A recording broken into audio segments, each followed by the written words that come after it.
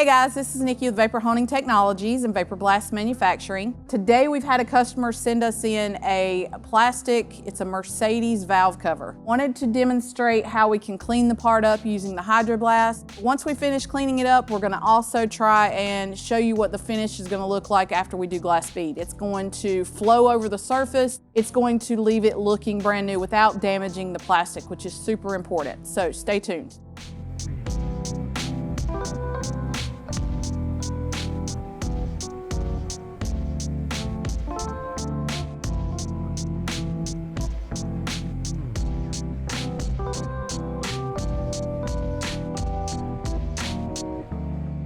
Hey guys, so here we are after we have blasted this valve cover in the Hydro Blast. Using heat and 1500 PSI, it was able to knock off any grease and grime and dirt, contaminants. This process is essentially just for cleaning up the surface. It's not gonna give you a finish, but what we're gonna do is we're gonna put this into a glass bead machine, wet blasting, and we're gonna take a look and see how it's gonna still be safe for cleaning up plastic.